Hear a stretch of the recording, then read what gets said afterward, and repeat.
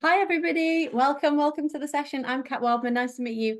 Right, we are going to go through the classic let me share my screen moment where we've just had a hilarious moment where I tried to share a portion of my screen. So I'm going to go for that now.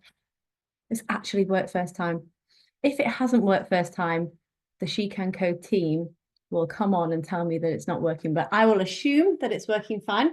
So this is all about EDI data, what, why, when, how, and who. And first of all, I would just like to congratulate everyone for showing up to this at 4:03 on what is, in Buckinghamshire at least, a beautiful sunny day. So after this, I hope you go out somewhere nice, pub, beer garden, your own back garden, wherever, and have a lovely cold drink of whatever.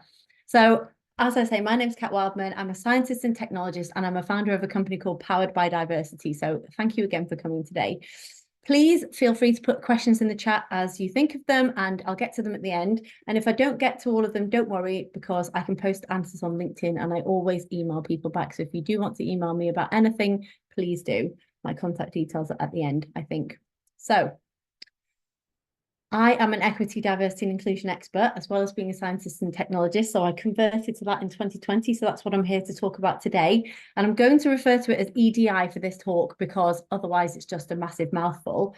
But I am interested in what other organizations are calling it and whether you think that actually makes any difference. So I've heard DEIB, BEDI, JEDI, all sorts of things. So let me know in the chat, what do you call it? And whether you think that makes any difference, and actually whether you think the conversation about what to call it is helpful. I'm interested to know what you think about that. So, bit of background about me. As I said, I'm a scientist and technologist. I've been working on Powered by Diversity as a passion project of mine off the side of my desk. And it was in 2017 when I really first started, but it was in 2020 at the very beginning of lockdown that two things happened. So first of all, we got funding to build our platform. And in my day job as I was then chief product officer at a global digital agency, I received the horrible mandate to make 30% of my org redundant. So what I decided to do at that point was to leave my job and hopefully save a couple of my team and jump off a cliff, because it was just lockdown. Everyone was leaving. And I thought, well, if the world's going off a cliff, I too will go off a cliff. There's never a better time to do it, and dedicate the rest of my career really for doing good things in EDI. So this is a picture of me finishing off our platform just before we launched with my three kids who were supposed to be doing home learning. And I don't know if anyone can relate to this, but we didn't do a lot of home learning because, as you can see, the one behind me is actually brushing my hair with a stickle brick, which was nice. And the other two are pursuing their favorite pastime, which is arguing amongst themselves. It was a very interesting time, but actually that little tiny one is actually 5.5 now. He's just been screaming in the back garden. So it was really quite a long time ago. So once we launched, what I actually noticed was there was a massive gap in EDI help, and specifically for SMEs, so small, medium companies, and the third sector and charities. So no one was really focusing on them particularly. And so what we do today is, as Powered by Diversity, we just dedicate ourselves to bringing affordable and supportive EDI to medium organizations and small ones. And we do this in the form of data, training, and live events. And we also, by happy coincidence, through catering to SMEs, we work with a lot of really large organizations as well. So I'm here to share all of my secrets from the front line of EDI data. So I'm here in secret sharing mode. I'm going to be referencing our results, our work, everything that we do, but only as examples. So not to persuade you to buy stuff. I'm a horrible salesperson. I hate selling stuff. This is all stuff that you can do yourselves. I'm just referencing it as an example. So where we've got wording, etc., I will show you ours, but it's eminently doable by yourselves. So let's start with, what actually is EDI data? So that might sound like a really dumb question, but I really, really love EDI data, and I'm hoping that you're going to be very excited about it. But there's a lot of misinterpretation of what EDI data actually means. And I think it's really important to clarify upfront what I'm talking about when I talk about it, because a lot of different people have different interpretations. So what I mean is data about the equity and the diversity and the inclusion at your organization. So when thinking about EDI data, a lot of people go straight to the diversity bit, so straight to the D bit, and they forget about the equity and inclusion part. And so this is my first and probably my most important point to help you with. So a lot of organizations decide naturally, you can understand where the thinking is what have we got here? So what are we dealing with? I want to see what we've got. I want to see what groups we've got, what diversity we've got here. And what they actually mean is they want to build a pie chart of all the different demographics in their employee base. So we actually do this, but we do it in a way that has a really high declaration rate. So it's quite hard to get high declaration rates. And if anyone's tried to do it, let me know in the chat. And you can talk amongst each other in the chat while I talk, because it is hard. Some organizations manage it, but I'm going to tell you how we do it in the hopes that if you want to go about doing this, you can also do it. So it is crucial. The way we get them to declare their demographic data is we ask them all about their thoughts and their feelings and their beliefs about their equity, so fairness, and their inclusion, their general engagement, what they like to see change, all sorts of different questions before we ask them anything about their demographics. We only ever ask for demographics at the end. And once they've told us things like, do you know what, I don't feel like I belong here, and it's because I don't feel valued as part of my direct team, and because I'm a female parent, for example, and the social scene is all after work. These are all questions that we ask, and they're so much more likely after saying all of that to go, do you know what? I see why my demographics are completely relevant here. So I want you to know that I'm female. I want you to know that I'm a parent between 40 and 50 because it's relevant to what I've just told you. And I want me to come out in your results. I want me and people like me, if they're sharing the sentiment, to be seen by you. And so for them, giving their demographics becomes really important.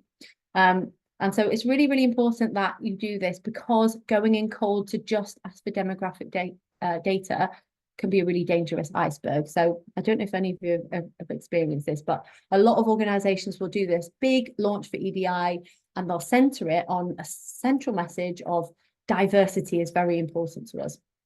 So this is an actual screenshot from an organization who did this. And this sounds fair. On the face of it, you're thinking, well, okay, fine. But actually, if you think about the majority of people at your organization and how educated they are in what diversity actually means, I'm going to ask you to put this in the chat too. I hope you're engaging in the chat. Don't be shy.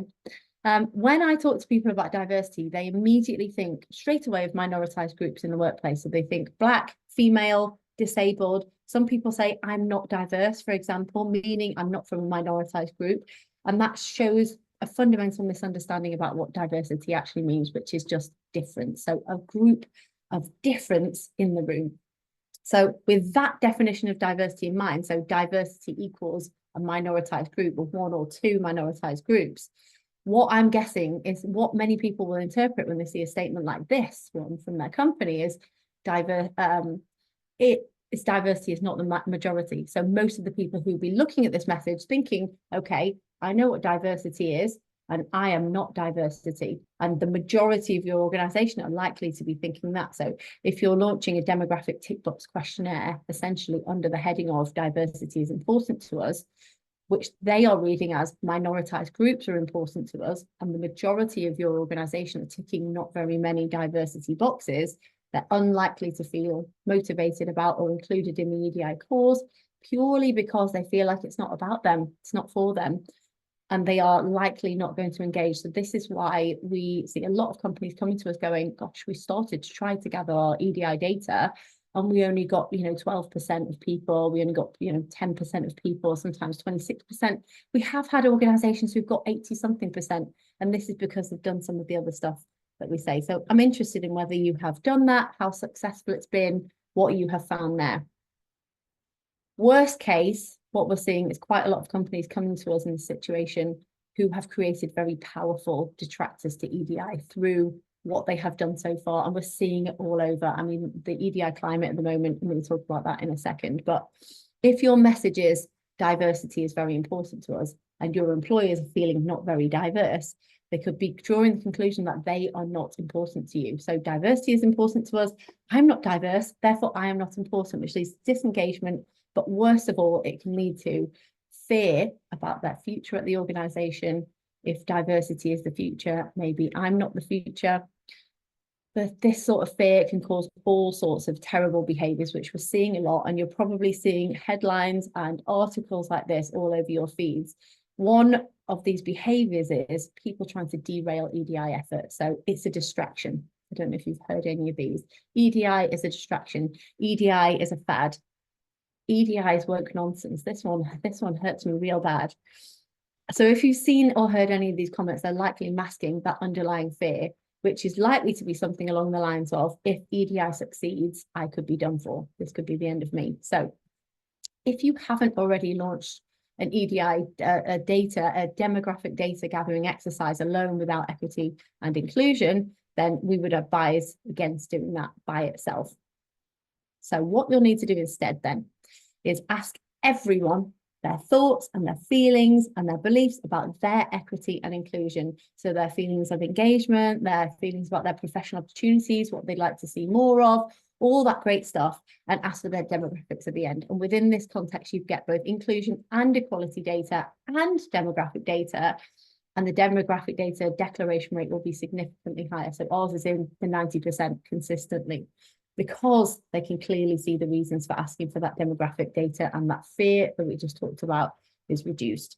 So that's the what: equity, inclusion, and diversity data, not just one, always all three together with diversity at the end. So why is the next most important data question. I'm obsessed with data. Why are we doing this? Why are we gathering EDI data? So your why will be directly related to the engagement you get with your data gathering exercise. So getting your employees to engage with the EDI data gathering exercise is super crucial, as you know. So it needs to be a really, really great why. Otherwise, you'll be met with suspicion and people won't engage readily. The organizations that we see who get the best engagement with their EDI data gathering exercise have this big, glittering, compelling, believable, motivating why that goes out with bells on before any data gathering actually starts. So yes, EDI is the right thing to do. Yes, we all need to be doing it. We know this, and yes, it benefits others, but your why needs to directly benefit the employee, and that's every employee. It can't just be a really general, we're doing EDI now because we should, or everyone's doing ESG, we want to do ESG too. Your why, in order to get them to engage with this really, really personal and quite fear-invoking process, needs to show them all, not just the minoritized groups, how gathering this EDI data is going to benefit them all. So this can be any kind of benefit at all. So it can be a direct one. So for example, we want to relook at our employee benefits. We want to measure the fairness of pay, whatever that direct thing is. Or it could be an indirect benefit, like, for example, we want to improve our workplace culture. We want to rejuvenate our social scene post-COVID, something that will really excite people to the point where they want to have an input into it. And they're like, oh, okay, yeah, that's a topic I care about. I definitely want to have my say here. So this leads us on to what. So what data should you actually be gathering? So we really do ask about all of those things that I just mentioned. So benefits and pay and the social scene and everything else. And we ask those in ours. So they're just examples that I said, but you can ask about anything. So if you're thinking of doing something for menopause support, or you're thinking of redecorating your office, or looking at your flexible working, or doing something to support parents, you could ask about those really specific things that you're planning as an organization. But whatever you ask for, it's really important that you really are measuring them with a view to improving them for reals, because if they find out that it was a bit of a Trojan horse in order to just get their demographic data, they probably wouldn't engage again. But I'm probably preaching to the choir, you know that already. So we're also going to have to gather actionable data. So this is something that I bang on about all the live long day. So actionable data on things that employees want to tell us about, including their feelings of equity, so fairness and inclusion. So I'll go through some examples of this in a second, but the first thing to mention is that actionable data is really important. So this is data, this is going to sound really silly, but this is data that you can take action straight off the back of. And it's not, the action is not gather more data. I'm going to explain now. So it is a bit confusing. So let's look at this question as an example. So I feel like I belong here as an example. This is not actionable data for you. So how would you act on that 3% of people who said, I don't feel like I belong at this organization? It's tricky, isn't it? It feels like an actionable piece of data. You think, oh, we want to know if people feel like they belong. We want to measure our inclusion. Let's ask them whether they feel like they belong. But actually, what are you going to do to help that 3%? You don't know who they are. So you either can't act on it at all. So there's no immediate change that you could go, right, 3% of people don't feel like they belong. I'm going to go do X, Y, Z.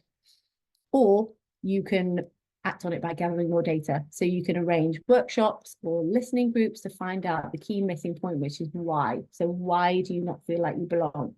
And even more helpfully, who are you? Are you from a particular demographic group? Is there something going on? Are there more of you? Is this a trend? So wherever you see a piece of data like this, but if you're compiling questions or thinking about gathering EDI data, or you're looking at your employee engagement survey and thinking, let's put more EDI in this, just imagine yourself reading that data back with results in it and going, can I act on that straight away? And if not, if you get to the point where you're like, no, I'd need to know more, just ask a few more questions, really try and get down to the nub of what it is, try and get to the point where you're looking at that data going, I could definitely act on that. So that's actionable data.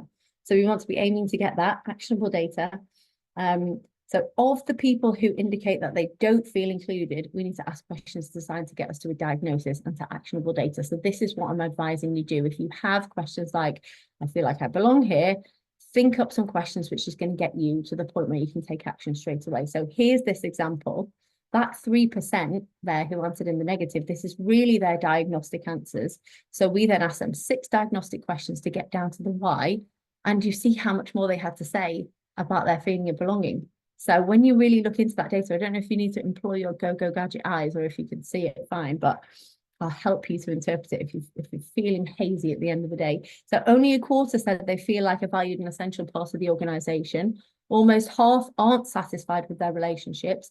Less than half feel like part of a supportive network or community. Direct team scores are slightly better, which is actually a significant piece of data, because what it tells me is that the key to tackling this is at a direct team level. So you leverage that good feeling that you've got at team level, and you look at belonging sourcing from there. And almost half don't feel socially included. There's also been a really big problem unearthed in question 1.3.5 with the way people socialize, not aligning well to how this group prefers to socialize. So I'm not sure if you can see that one actually, because it's off the bottom of the screen. There we go, you can see it now. Oh, I can move this window around, that's fun. So you can see that only 32% of people said agree or strongly agree to the way people socialize here aligns well with how I generally prefer to socialize. So where before we had that unactionable piece of data that I feel like I belong at this organization, what might have been a pat on the back of, oh, look, it's only 3% negative. When you dig down into that, it explodes all of this really actionable data where you're like, oh my gosh, wow, that's why. So I don't know if you've ever been feeling some kind of way at an organization and an engagement survey has gone around and it asks you something like, I would recommend this organization to friends and family, and you've gone, strongly disagree. And then it moves on to generic high level question number 2, and you just know they've got absolutely no idea what's going on for you there. They have no why from you. That you haven't given any reasons why, because you haven't been asked, so you didn't get any opportunity to. And you as the employee, you don't get that feeling of having got anything off your chest. So you've gone strongly disagreeing, you might have pressed it really hard, but actually you haven't told them, you haven't explained it, you haven't had that moment where you're like, yeah, and it's because of this and it's because of this. And then sometimes, to add insult to injury, the results come out and they're presenting it like 85% of people would recommend this organization to friends and family. So they're just focusing on that positive green line. And that makes the 15% who wouldn't recommend, feel so much worse. They feel listened, not unlistened to, voiceless, ignored, powerless, etc. And they haven't told you their whys. And I see a lot of organizations coming to us when they've done that bit with the engagement survey, and they have, they've done maybe, 3 years of engagement surveys, and they have a couple of EDI questions or, an 8-question bolt onto their annual engagement survey. And there's people who are consistently in what might be a really small red line are just like, I keep saying strongly disagree, nothing's happening, because the focus is on making that big green line just that little bit longer, rather than going in and going, what's going on for you? So that bit that I said at the beginning about gathering data in a way that makes your employees feel good about it, you might have laughed at that, but the point that I made at the beginning is exactly about this particular thing that I'm saying. So loads of organizations I speak to, at first they feel completely bound to be like, no more than 3 minutes, and it's no more than 8 questions, and it needs to be quick and it needs to be short, otherwise nobody will ever engage, and we're all really busy, etc. And they've got this thing in their heads that we can't ask people to spend time on this because no one will engage. And I would totally agree with that if it's only gathering that generic unactionable data that we talked about. So if it's only, I feel like I belong here, I feel proud to work at this organization, I would recommend this organization to friends and family, whatever the questions are. If it's that sort of unactionable data, I would say, yes, don't take any more than 3 minutes with it. But what we actually found in our research, and we did 3 years of research before we launched this from between 2017 and 2020, is that for those who are feeling the worst and the most underserved and the most unhappy group, asking them those diagnostic questions makes them feel listened to. They said it made them feel heard. They said it made them feel understood. People said it was cathartic. That was the word they used, and it gave them a voice. And so we don't actually focus at all on those who are feeling great. So here on this example, that 78%, we just, move right along. Everything's fine. We focus in on that 3%. So the 3% in this example, so we just saw how exploded that data was and what else they told us. And that's from real data from a customer. They so easily could have gone ignored if we were focusing on the grand scheme of the results, the big green line. But all that valuable diagnostic information would never have been unearthed. And so here we can see in this particular example, of those that don't feel like they belong, only 25% felt like a valued and essential part of the organization. When we look deeper into the demographics here, you can see, I don't know if you can even see my cursor moving around, but where it says demographic breakdown below, you can see groups who responded most negatively. When we look into the demographics of that, we can see that the most negative feeling groups are parents, guardians and carers, those aged 20 to 29 and LGBTQ+. And that gives us yet more flavor of, okay, right, we know specifically it's about something to do with these groups and we know what.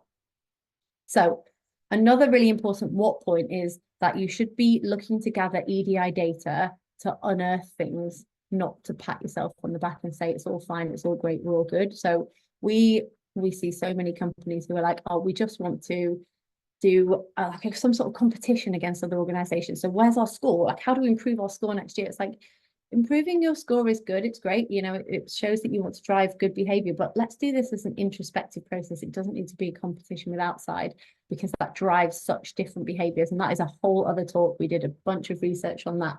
But actually, the organizations who come to us to go, we want to unearth things, we want to look at the gnarly data, we want to find out what's going wrong, what our gaps are, where people aren't happy, that's where they get the best out of gathering EDI data, because they've gone into it with the mindset of, we want to find things, we want to look under the sofa cushions and go, oh my gosh, and that's the mindset they're in. If you're looking to do it just to slap yourselves on the back, you're going to find things, like you will find gaps with diagnostic questions like this, or like the ones that you might design after this.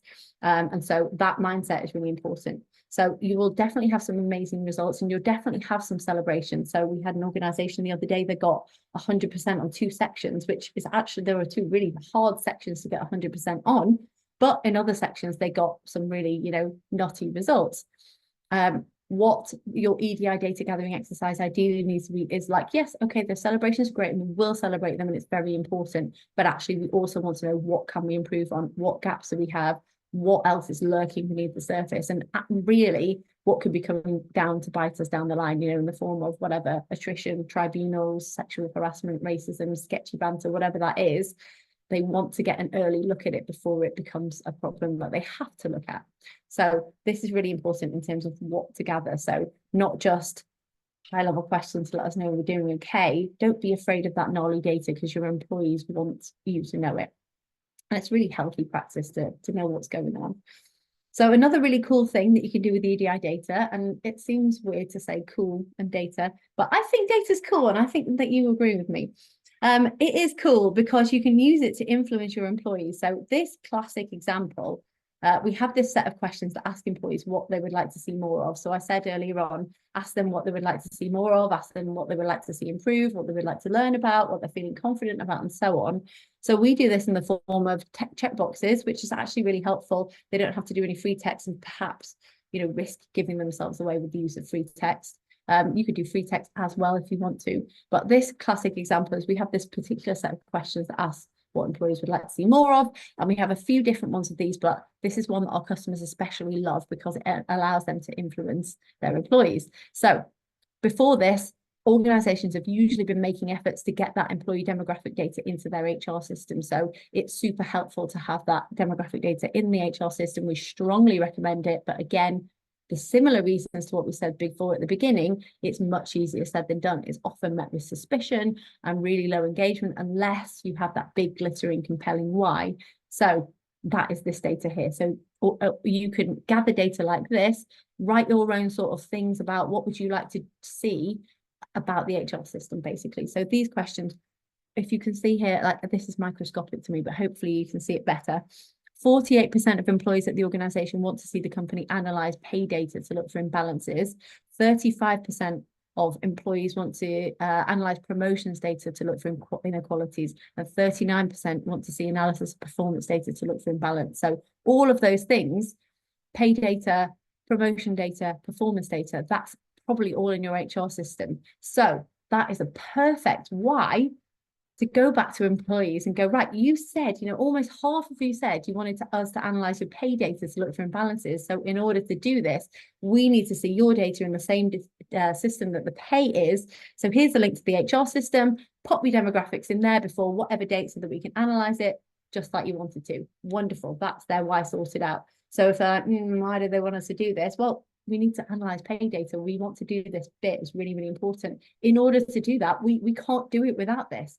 So that's the final what, which is when you decide to do your data gathering, aim to gather data that is going to serve both your needs and also the needs of the employees. So when you're writing your questions or when you're thinking about your questions, think about, okay, I want to diagnose this, is this actionable data, etc. But also throw some in there about things that you really want to know, things about the perks and benefits. Was that actually helpful? Was that talk or that set of talks that we did helpful to you? How can we improve our employee resource group? How can we be more action orientated? Whatever it is that you want to know, the employees probably want to answer that sort of stuff as well. So how to gather EDI data. So this is a very simple one, which is anonymously. So this is the most important point, which is why it's the only thing that I've written on this slide. So I can keep data anonymous, and also so can you. However, the difference is that your employees will believe me more because I'm a stranger. I'm a third party who doesn't work for your HR team. And when we do employee launches, I pop into their all hands and they say, me, a stranger who's not in the HR team, and I'm talking to them a lot about anonymity. That's the most important thing I do at launch, because that's all they want to see. Is she a stranger? Is she going to keep my data anonymous? How are you going to keep it anonymous? Promise me you will. So the difference in engagement rates, we tested this, and the difference was stark, unbelievable in that data, because when they knew for sure it was anonymous, they would engage with wild abandon. And we've got free text comments with every single question, and they'll write all sorts of things. They'll give all the demographic data because they know that it's totally anonymous. So you can totally do this too. You can absolutely do it too.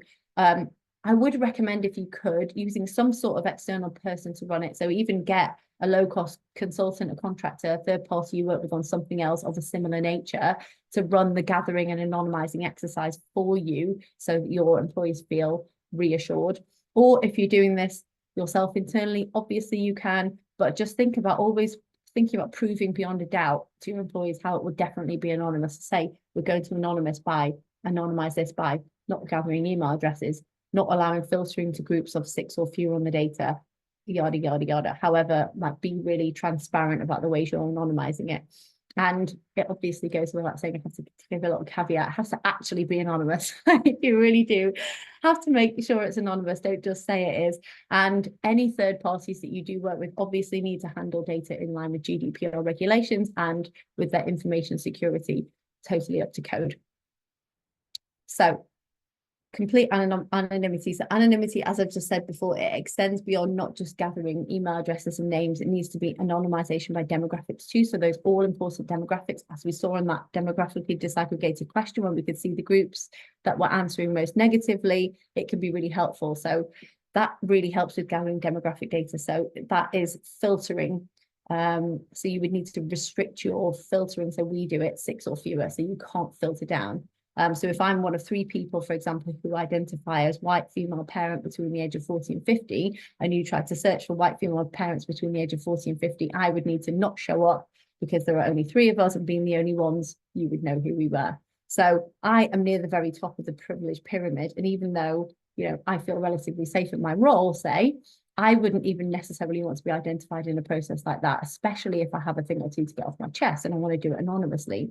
So if you think about protected ethnic groups, marginalized religions, marginalized gender identities, single parents, people from low socioeconomic status, they would feel much less safe than someone like me at the top of the privilege pyramid and giving that data if they weren't 100% sure that it was going to be anonymous. Because for them, even though it might not be the case, or even though it definitely wouldn't be the case, maybe, to them, it could actually mean being run out of the business. So if they think, gosh, they're going to know who I am, they could potentially get rid of me. And with so many barriers there to securing a good career, they might have worked really hard already to overcome the unnecessary systemic barriers that were in their way already. It might just be a risk that they are not willing to take. So they just don't engage. So lack of anonymity, what it guarantees, if you don't give those anonymity guarantees and you're really transparent about it, it's likely to mean that your most minoritized groups will be the ones not taking part, and they are the most important voices to hear from. So it is a really crucial point. So when brings us to when. This is a really nice quick one. You'll be pleased to learn. I do talk very fast when I'm on that, but I can see we've got some questions in the Q&A, so I'm keen to have a little chat with you. So the answer to when is as far away from any other data gathering exercise as you can. So minimum 3 months, but ideally 6 or more. You might have like an engagement survey that you run or something. So make sure it's just a good chunk of time before or after that. So 3 months before, ideally 6 months, or you can even combine the two. So for example, ours does engagement and EDI, because actually, should EDI have engagement in? Of course it should. Should engagement have EDI in? Of course it should. They should be one and the same thing. It should be done together ideally, but a lot of organizations have, say, a long-standing engagement survey they've had for years, and they base their annual KPIs off it, or they have a parent company and they will send the engagement survey down to all their global organizations. That's absolutely fine. We have loads of organizations who run to, so it can definitely be done. Just make sure that they are spaced out enough. So one additional thing that I would advise on the when point is to do it when you've shown enough progress and action off the last survey. So you can see this with pulse data. So I don't know if you do pulses at your organizations, but you can see the engagement and it just goes down, down, down, down, down, down, if you're not acting off the back of it. So and not like whack-a-mole, scary actions. So I want this data to go away before next month. I'm going to whack it away, which I have also seen. So when you've shown enough progress and action off the previous survey, so show that before you do another data gathering exercise. Otherwise, as we say, the engagement will just go down, keep going down, because what the employees see is them engaging with it. It doesn't make any difference. So why would I actually bother? The most effective ways we've seen organizations do this is to reference the data regularly, report on everything you're doing off the back of it, no matter how small you think it is. So we've had organizations who have got great engagement year on year, and they're talking about the really small things they're doing. So one organization, they had the feedback that they wanted more healthy snacks in the vending machine, and they put period products in the toilets, and they're reporting back on this in the monthly, weekly sessions. What might seem like a small thing to you is, in the organization's mind, you're thinking, oh my gosh, we need to solve systemic imbalance in the world. And that's great. But also, like, talk about all the small things you're doing, because employees love it. They absolutely love that. They feel like what they said was important enough for you to be able to act on. So it's super important for continuing engagement. And what we find is that companies that do this see engagement going up every year, because the ones that didn't engage last time see all this work going on. They hear this data being referenced all the time. And they're like, well, hang on a minute, I want to get my say in here. I don't agree with that, or I've got something to say. And then the ones that did engage with it were like, well, that was a valuable use of time. Great, wonderful. I'm going to keep doing it because I saw stuff happening. So the final point is who. So the who of EDI data. We talked a little bit about allaying your employees' fears in terms of who is actually handling and looking after the data. And it works well if it's someone external, or if you have the right anonymity guarantees in place.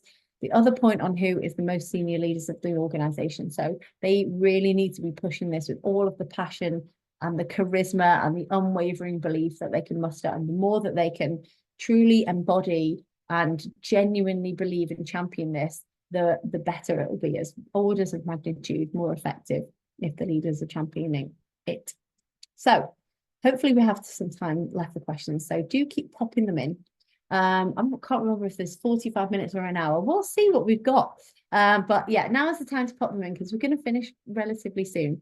So what I wanted to finish off with is to say that EDI data might feel like an optional thing to some, but as all of you who've engaged here on this beautiful sunny day when you could be outside chilling out, you've chosen to come here because we are in the age of diversity, and other people will find out. So EDI is not going anywhere.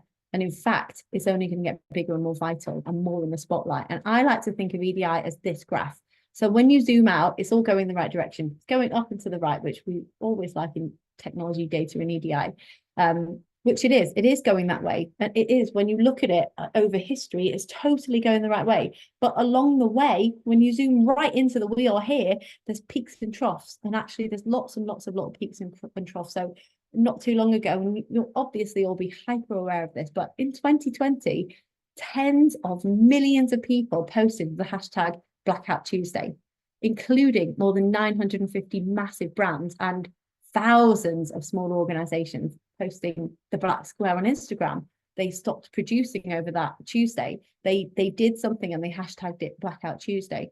And there's a permanent record of this online. Yet fast forward to today, we're in this little blip, but it's small in the grand scheme of things. I woke up today to this post. This is one that I added this morning. It's a lovely post. So this is a TechCrunch article about a Silicon Valley founder called Alexander Wang, who is age 27. Wonderful. Grew up in LA. He's the son of nuclear physicists. He went to MIT and dropped out to become the world's youngest billionaire at the age of 24. And he's decided that his company, a startup, they're moving away from DEI and instead they will run on merit. So DEI, the caption reads, if you can't see it, the acronym is near poisonous now, a word that creates almost instant tension between those who embrace it and those who want it dead. So companies like you who are acting on this now, with that big graph, the scale graph in mind, are getting a massive head start on talent, retention, innovation, the competitive edge. You know the business case for EDI, so hats off to you. And it's up to you if you want to share these secrets that you've learned today with the less enlightened companies that there are out there, or if you want to keep them for your own competitive advantage. But thank you all for being here, for engaging with this. And I would really love to stay in touch, so don't be strangers. And I just wanted to quickly say, I just put this other slide in. Sorry, I forgot that I even put this in. So in 2028, which is actually in no time at all. So if you think about from 2020 to now, 2024, it feels like hardly any time has passed. But in 2028, that's when Generation Alpha will hit the workforce. And so this is my kids' generation. And if you think Gen Z are clued up on EDI, wait till you meet the EDI natives in Gen Alpha. So they have actually grown up with all of this diversity represented to them in their entire lives. Their friendship groups at school. My kids' school is massively into EDI, obviously. Otherwise, I'd have a thing or two to say. Luckily enough, they were already. My kids were even lucky enough to have a non-binary teacher at the age of 7. So they all had this non-binary teacher. They learned they, them pronouns. They learned non-binary is just a fact of life, whatever, who cares? They're seeing all this representation on TV and the media, toys they play with, it's everywhere. And Gen Alpha will be in the workforce in 2028. So that you can't imagine the people now who are saying, we're not going to do EDI anymore, actually, we're just not going to do it. Good luck with that when this lot hit the workforce. Gen Z are already vociferous enough about it. But short-sighted companies who are making the core EDIs are nice to have, they're going to regret it. I don't mean that to sound like a threat, but they will, because they'll be the next wave. They'll be the next, sadly enough to say, and horrifyingly, and the reason why we all do this work is because we don't want there to be, there will be another George Floyd. There will be another Sarah Everard. This stuff is not going to stop happening. It will be all over the paper again, and they will be running back to post-black squares, and hopefully think strategically. But thinking strategically, which is what we've been talking about today, this is the way to be really measured, really planned, really strategic about what you do with EDI. You're basing it on problems that you actually have. You're asking your employees, you're planning out a series of work for the year, you're measuring again, you're looking at the delta, and then you're carrying it on. It's an everlasting thing. It's not going to be, we've done EDI now, we'll tick that box and move on. So I'm brilliant. I'm going to stop sharing now, and I'm going to go to the Q&A. I hope that you can all still see me. Okay, so we've got chat is disabled. Oh, sorry about that. I've been telling you to put things in the chat, but it was the Q&A all along. So we call ours DEIA, adding accessibility to it. I love that. I really love that. And how, I wonder if you can answer in this chat, how has that been for you? Have people responded to that well? Did they enjoy it? Did they like it? Has it helped you to have accessibility more front of mind as you're doing this work? I really like that, actually. Okay, so I think as long as the name reflects the DE&I goal, that's all good. I agree. It would be great to all sync on the same names for greater impact, though. Yes, I agree. And do you know what? The only thing that annoys me about the arguing about the acronyms is that when people are arguing about the acronyms instead of actually doing the work. So when I see organizations spending like 3 or 4 months branding EDI and sitting together as a group, and a very expensive group of very highly paid people, and talking about what letters will we use and what branding will we use and what colors will we use. It's like, what are you going to do? There's things happening. So it's only when it becomes a distraction. But yes, I agree. I would love to sync on the name. And actually now EDI has got such, like, people are using it as though they're weaponizing it. So if you can think of something where we can do something funky around that, hit me up and let me know. Yeah, that's just team SheCanCode saying she keeps talking about the chat is not working. Diversity to us is the presence of a wide range of characteristics and experiences, including but not limited to race, ethnicity. Yeah, lovely. Yes, that is the definition of diversity. I love it. That's perfect. I was sad to see Women Who Code and Tech Talent Charter close because they said less people are investing in diversity. Is this something you've seen yourself? Oh my goodness. I have a very close relationship with Karen and Debbie from TTC, Tech Talent Charter, and we've known them. I went to their launch event way back in the day. And yeah, it was horrifying. It really threw me that day, actually. Cancelled a load of my meetings and just threw the ball for the dog a lot. And I was thinking, what is actually happening? Because I am seeing it. And things like that post. But actually, as I hope I explained, the way that I keep myself on track, and lots of EDI professionals that I talk to, and all of our collective, all of the people who do loads of amazing work for us are seeing it. They are seeing there is a reduction in budgets, there's a reduction in spend, there's this whole narrative around, yes, but we don't want it to be like this, and yes, but we don't want it to be like that. And actually, I think there's a combination of a lot of things. There's a combination of the financial situation that every company is in. There's the election, there's the uncertainty around the election, which is stopping people from being so forthcoming with their budgets.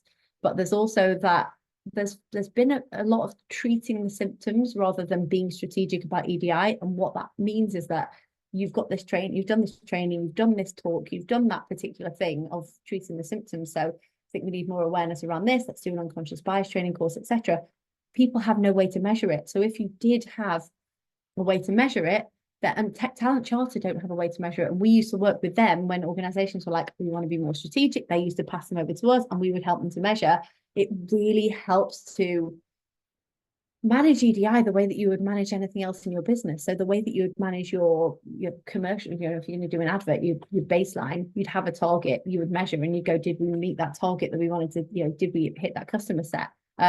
So yes, I have seen it. And I think there's a lot of people who've been treating the symptoms with their work and not looking at the cause and not being measurable. But yeah, I was very sad. I didn't know about Women Who Code. That is a devastating blow also. But sadly, this is going to be I've heard hashtag survive till 2025, which is very sad. So if you can support small EDI organizations like Tech Talent Charter, Women Who Code, etc., please do. So topical question here.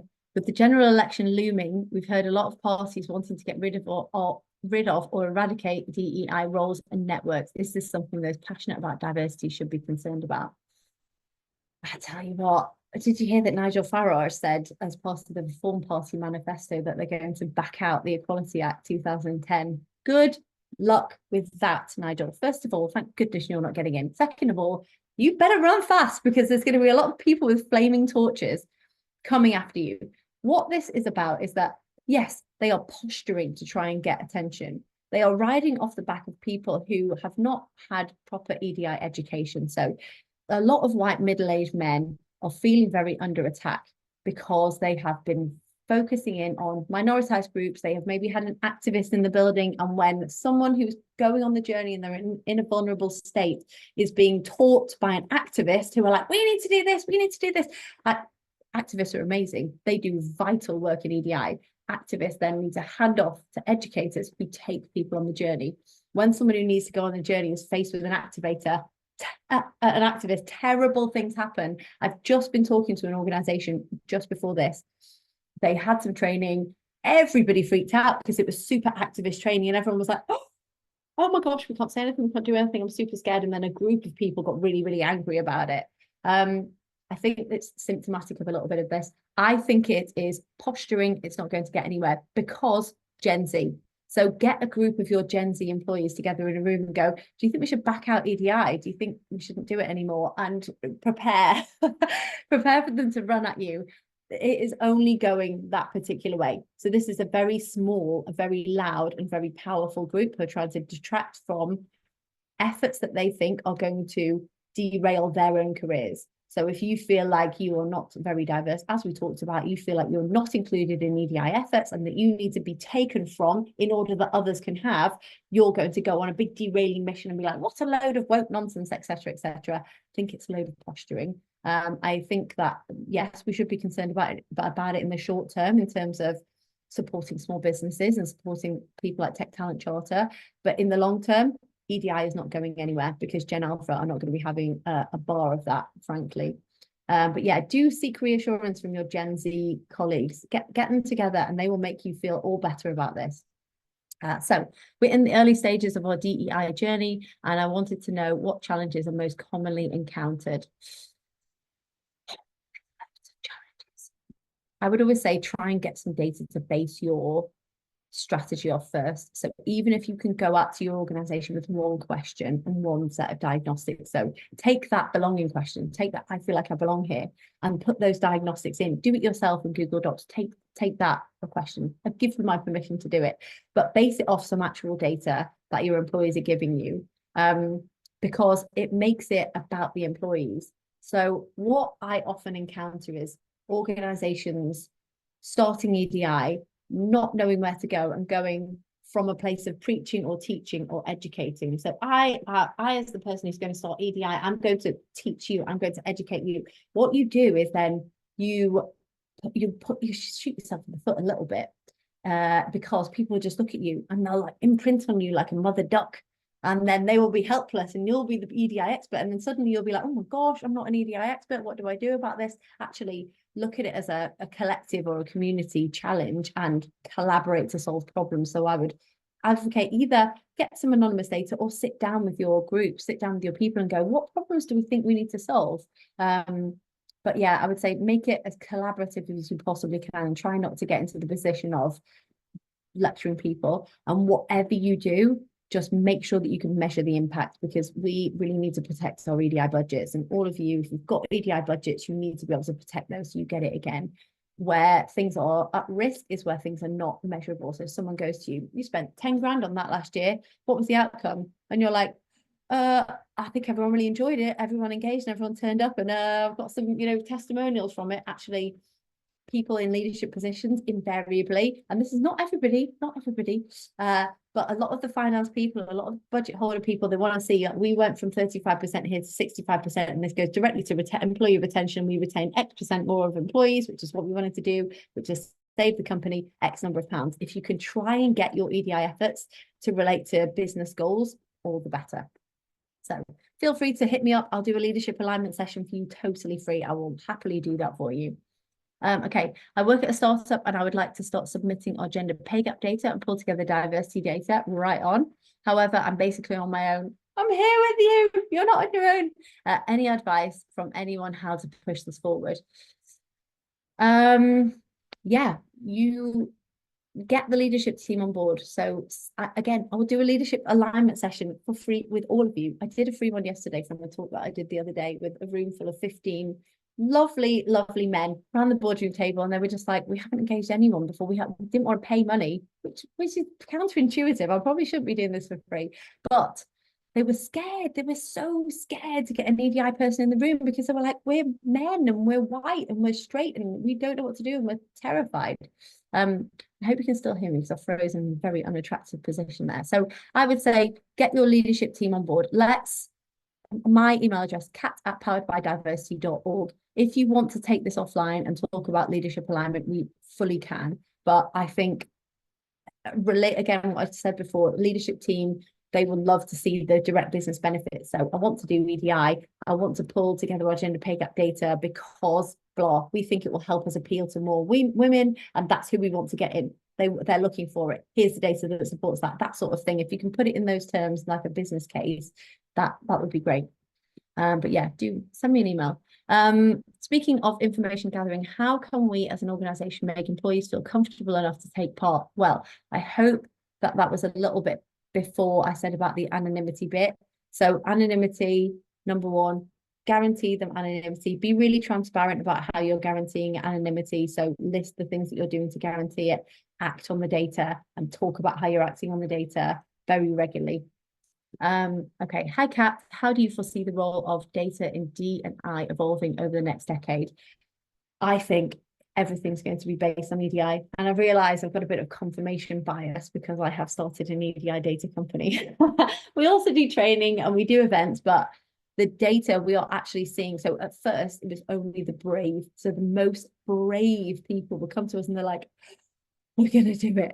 And now we're seeing people voluntarily coming to us going, we want to run the assessment, we want to do the EDI diagnostic, we need this. So yes, I think people are going to be realizing that in order to secure their budgets, in order to carry on the great work that you and everyone else is doing in EDI, they're going to need to be able to show results. And actually, you can understand that. Like, yes, it's a really nice thing to do. But even if you have a training session about unconscious bias, for example. So someone engaged us to do one. We're doing one in a couple of weeks. They said, we want training on unconscious bias. I said, let's measure before. Let's measure your confidence in talking about unconscious bias. How many biases you know about, whatever it is. I love confidence as a measure, as a metric. Confidence in conversation. So if we're doing a training about unconscious bias, do you feel confident? How confident do you feel talking about unconscious bias before? How confident do you feel talking about unconscious bias afterwards? Confident to have conversations about is my favorite go-to metric for any EDI training. So LGBTQ plus training, Black History Month, talk.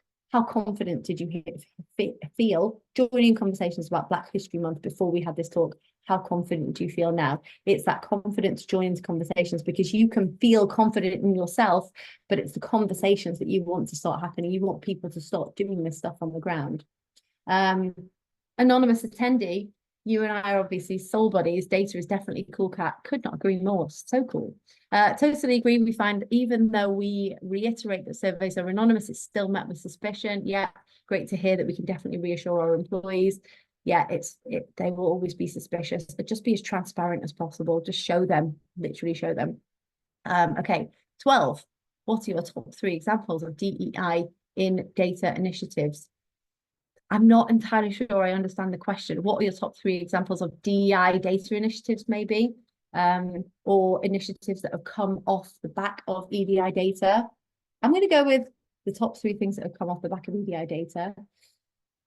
Where my favorite thing ever is where people base their strategy off this data that they get. So we have just had a very well-known story company run their data with us, and we work together to create their strategy as 3 pillars directly off the back of what their employees told them in that data, which was incredible. And it went down brilliantly. They presented it to the leadership team. It was some pretty hairy data.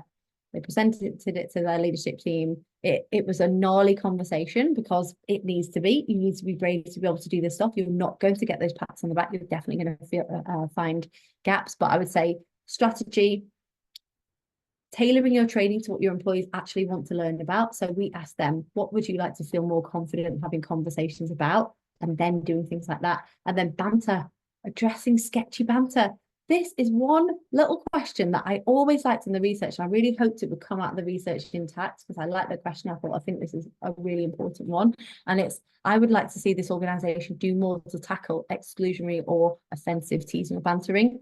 And every single time there was a big spiky red line, and actually drawing organizations to put attention to the fact that they want to see you do something about this has made so many organizations act.